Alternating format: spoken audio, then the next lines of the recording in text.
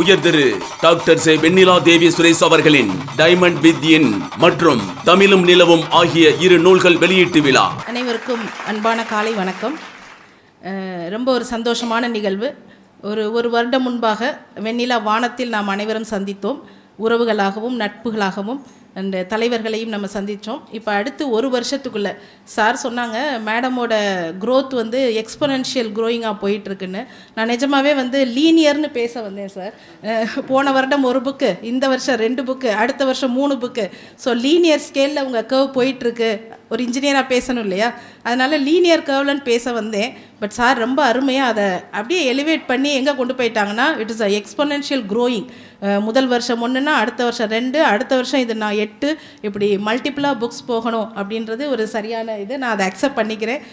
வாழ்த்துக்கிறேன் ma'am. நீங்கள் கண்டிப்பாக ஒரு எக்ஸ்பொனென்ஷியலாக ஒவ்வொரு வருடமும் நிறைய புத்தகங்கள் எழுத வேண்டும். அந்த நிகழ்வுலையுமே நான் சொன்னேன் மேம்கிட்ட, இது மாதிரி நீங்கள் ஒவ்வொரு நிகழ்ச்சியும் புத்தக வெளியீட்டில் என்னை கூப்பிடணும், நான் கண்டிப்பாக உங்களை வந்து வாழ்த்தணும்னு சொல்லியிருந்தேன். அதுபடி மேம் ஒரு 2 நாள் முன்னாடி கூப்பிட்டுருந்தாங்க. ரொம்ப ஷாக்கிங்காக இருந்தது. இன்னும் நம்ம வெண்ணிலா வானத்தையே கொண்டாடிக்கிட்டே இருக்கோம், அதுக்குள்ளே இன்னும் 2 புக்கை கொண்டாடுறதுக்கு உள்ளே கொண்டு வந்துட்டாங்கன்னா, அப்துல் கலாம் கூறிய வார்த்தைகள் தான் ஞாபகம் வருது. You should have a great aim.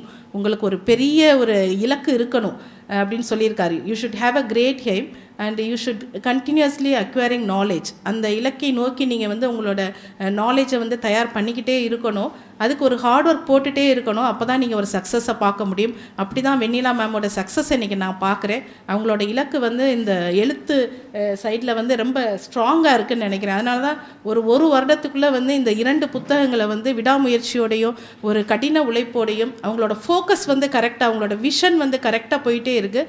நான் இன்னும் இந்த 2 புக்கையும் வந்து படிக்க ஆரம்பிக்கலை. ஒரு நுனிப்புல் மேய்வது போல் இந்த டைமண்ட் வித்தின் மட்டும் லைட்டாக 1 மினிட் காலையில் பார்த்தேன். இன்னும் எனக்கு புத்தகம் இப்போ தான் கிடச்சிருக்கு கையில். ஸோ பார்க்கும்போது பார்த்தீங்கன்னா வெண்ணிலா வானத்தை வந்து நான் கொண்டு போய் என் மாணவர்கள்ட்ட சேர்த்துட்டேன். எல்லா மாணவர்களுக்கும் பொதுவாகவே வைகை பொறியியல் கல்லூரியில் எவ்வளோ பெரிய ஆசான்கள் வந்தாலுமே முதல் பரிசு புத்தகம் தான். எவ்வளோ பெரிய பரிசு கொடுத்தாலும் முதல் பரிசு அப்துல் கலாம் ஐயாவோட புத்தகமோ மயில்சாமி அவரோட புத்தகமோ அப்படி தான் கொண்டு போய் நாங்கள் சேர்க்குறோம்.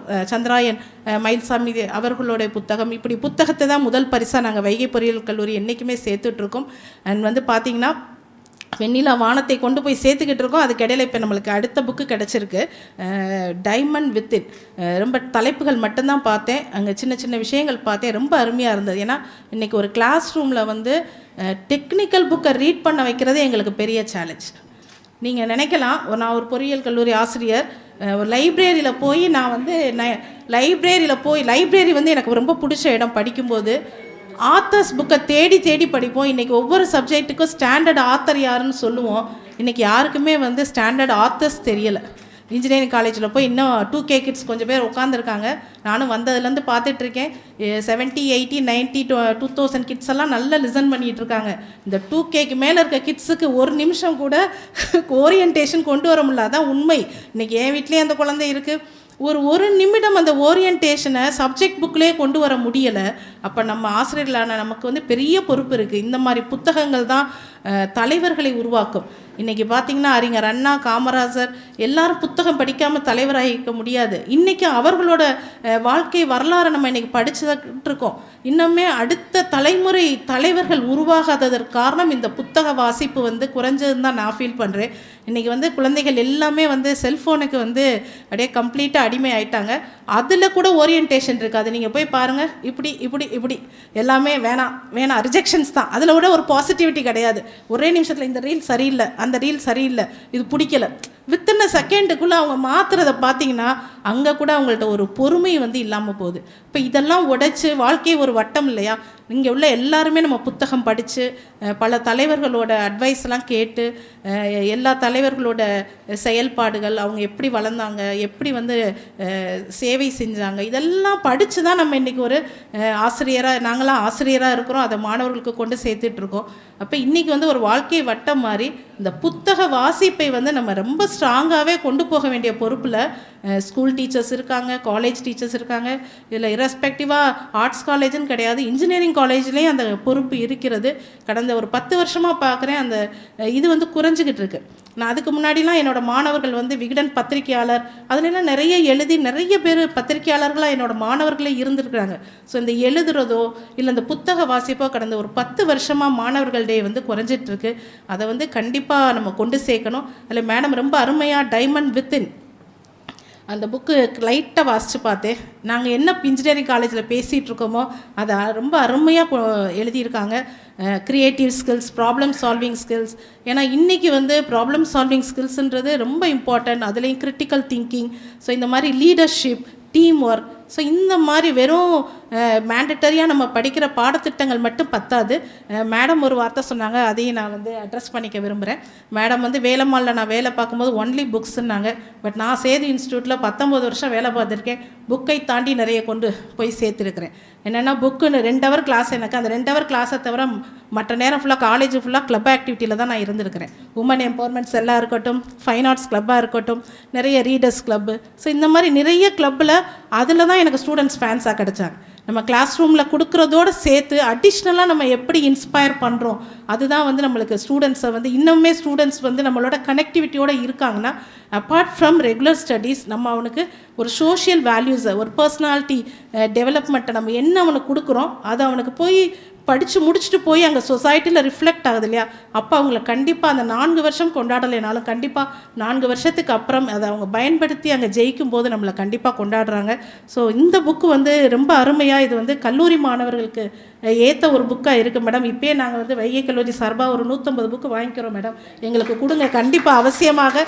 ஏன்னா எப்போவுமே எங்களோட ஃப்ரெஷர்ஸ் வந்தவொன்னே நான் கேட்குறது, பிரின்ஸிபலுக்கு ஒரு கடிதம் எழுதுங்க அப்படி தான் சொல்லேன். ஃபஸ்ட்டு டேயே அவனுக்கு கொடுக்குற டாஸ்க் வந்து எனக்கு ஒரு கடிதம். அந்த கடிதம் வந்து நீ 4 வருஷம் கழித்து என்ன ஜெயிச்சேன்றதை விட இன்றைக்கி இந்த 4 வருஷம் நீ என்ன பிளான் பண்ண போகிற, உன்னோட ட்ரீம் என்ன, இன்றைக்கி சேர்ந்துட்ட இன்ஜினியரிங் காலேஜ் பிடிச்சோ பிடிக்காமலோ உள்ளே வந்துட்டேன். பட் இந்த 4 வருஷம் இந்த எஜுகேஷனை எடுத்துக்கிட்டு கண்டிப்பாக 4 வருஷத்துக்கு அப்புறம் நீ வந்து ஒரு ஷைனிங் ஸ்டாராக இந்த சொசைட்டியில் இருக்கணும். அதுக்கு இப்போவே பிளான் பண்ணு, எனக்கு ஒரு கடிதம் எழுதுன்னு சொல்லுவேன். எவ்ரி இயர் அந்த மாதிரி ஒரு ட்ரீம் வாங்கி வச்சுருக்கிறேன். ஒரு பேப்பர் எழுதி கொடுப்பாங்க, நான் ஒவ்வொரு பேப்பரையும் வாசித்து அடுத்தவங்க ஜெயிச்சு வரும்போது காட்டுவேன் அந்த பேப்பரை. ஸோ அவங்க ட்ரீமை எழுதும்போது அவங்க வந்து நல்ல வேளை நீங்களாவது கேட்டீங்க, இல்லைன்னா நாங்கள் இப்படியே போயிருப்போம், ஸோ இப்போவே சிந்திக்க ஆரம்பிச்சிட்டோன்னு சொல்லுவாங்க. ஸோ ஒவ்வொருத்தவங்களும் ஒவ்வொரு ட்ரீம் எழுதியிருப்பாங்க. சாஃப்ட்வேர் இன்ஜினியர் ஆகணும், நான் ஒரு IAS ஆஃபீஸர் ஆகணும். ஸோ இந்த மாதிரி ஸ்பெசிஃபிக்காக இருக்கவங்களாம் கூப்பிட்டு நான் தனியாக வந்து இதை படிங்க, நீங்கள் ஒரு 2 hours கூட 7th and 8th கிளாஸை அட்டன் பண்ண வேணாம், go to library and prepare for yourself for IAS. ஏன்னா அந்த ட்ரீம் இருக்கிறவன் சாதாரண சப்ஜெக்டை படித்து ஈஸியாக பாஸ் பண்ணிடுவோம். ஸோ அந்த ஸ்கோப்பை நம்ம வந்து க்ரியேட் பண்ணி கொடுத்துட்ருக்கோம். ஸோ அப்படி வந்து இந்த புக்கு டெஃபினட்டாக வந்து காலேஜ் ஸ்டூடெண்ட்ஸுக்கு யூஸ்ஃபுல்லாக இருக்கும். நிறைய எழுதியிருக்காங்க லீடர்ஷிப் அண்ட் வந்து ரொம்ப ஸ்பெசிஃபிக்காக எனக்கு ரொம்ப பிடிச்சது வந்து ஒரு கிளாஸில் எல்லாருமே வந்து ஒரே திறமையோடு இருக்க மாட்டாங்க. பாடத்திட்டம் என்ன, ஒரே பாடத்திட்டம் 60 மாணவர்களுக்கு போகும். ஆனால் ஒவ்வொரு மாணவர்களும் ரொம்ப யூனிக். ஒருத்தர் ஸ்போர்ட்ஸில் க்ரியேட்டிவாக இருப்பார், ஒருத்தர் வந்து ஷார்ட் ஃபிலிமில் க்ரியேட்டிவாக இருப்பார். ஸோ அந்த திறமையை வித்தின் யுவர் செல்ஃப் உன்னோட திறமை என்னன்றதை முதல்ல கண்டறிஞ்சாலே ஆட்டோமேட்டிக்காக அந்த ஸ்டூடெண்ட் வந்து சக்சீட் ஆயிடுவாங்க. அதுக்கு டெஃபினட்டாக இந்த டைமண்ட் வித்தின்ற புக்கு வந்து யூஸ்ஃபுல்லாக இருக்கும். இதை டெஃபினட்டாக கல்லூரிகள்லையும் ஸ்கூல்லையும் இன்னமும் நிறைய மாணவர்கள்ட்ட கொண்டு சேர்க்கணும். மெயினாக வந்து புத்தக வாசிப்பை வந்து நம்ம ஆசிரியர்களாகிய நாம் வந்து அவங்களுக்கு வந்து உருவாக்கணும். புத்தகம் வாசிக்கிறதுன்றது ரொம்ப அவசியம்ன்றதை நம்ம எல்லாரும் சேர்ந்து நம்ம வந்து கண்டிப்பாக அதை நிலைநிறுத்துவோம். அண்ட் வெண்ணிலா தேவி மேமுக்கு என்னுடைய மனமார்ந்த வாழ்த்துக்கள். இது உங்களுடைய 2nd and 3rd புக், இன்னும் 100 புக்ஸ்க்கு மேலே நீங்கள் டச் பண்ணிகிட்டே இருக்கணும். என்னுடைய மனமார்ந்த வாழ்த்துக்கள். இதுக்கெல்லாம் காரணம் வந்து என்னன்னு கேட்டிங்கன்னா குடும்பம். அந்த குடும்பம் வந்து ஒரு பெரிய சப்போர்ட். அண்ட் சுரேஷ் சாருக்கு என்னுடைய மனமார்ந்த வாழ்த்துக்கள். இங்கே கூட இல்லை சார், அதுதான் உண்மையான வெற்றி. இங்கே கூட இல்லை, அங்கே வெளியில் நின்று மேம்க்கு ஒரு பெரிய உறுதுணையாக இருக்காங்க. அந்த மொத்த குடும்பமும் சந்தோஷமாக அதை ரிசீவ் பண்ணிகிட்டு இருக்கீங்க. எங்கள் அனைவருக்கும் என்னுடைய மனமார்ந்த பாராட்டுகள். நன்றி. வாய்ப்பளித்த வெண்ணிலா மேம்க்கு என்னுடைய மனமார்ந்த.